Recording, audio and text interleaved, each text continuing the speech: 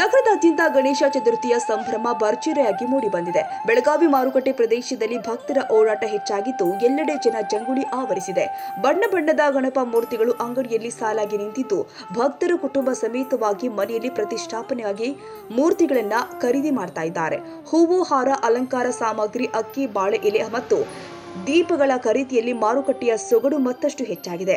ನಗರ ಹಾಗೂ ಗ್ರಾಮೀಣ ಭಾಗದ ಬೀದಿಯಲ್ಲಿ ಗಣಪ ಬಪ್ಪ ಮೋರ್ಯ ಘೋಷಣೆಗಳು ಮೊಳಗ್ತಾ ಇದ್ದು, ತಾಳ, ಡೊಳ್ಳು, ಭಜನೆ ಹಾಗೂ ಗೀತೆಗಳ ಸದ್ದು ಹಬ್ಬದ ಸಂಭ್ರಮ ಹೆಚ್ಚಿಸಿದೆ. ಮಕ್ಕಳಿಂದ ಹಿಡಿದು ಹಿರಿಯರ ತನಕ ಎಲ್ಲರೂ ಕೂಡ ಖರೀದಿಯಲ್ಲಿ ತೊಡಗಿಕೊಂಡಿರೋದು ಮಾರುಕಟ್ಟೆಗೆ ಹಬ್ಬದ ಮೆರುಗು ತಂದಿದೆ. ಒಟ್ಟಾರೆ ಬೆಳಗಾವಿ ನಗರವೇ ಗಣಪನ ಸ್ವಾಗತಕ್ಕೆ ಸಜ್ಜಾಗಿದೆ. ನಗರಕ್ಕೆ ಹಬ್ಬದ ಬಣ್ಣ, ಭಕ್ತಿ ಭಾವ ಹಾಗೂ ಜನರ ಉತ್ಸಾಹ ತುಂಬಿಕೊಂಡಿದೆ.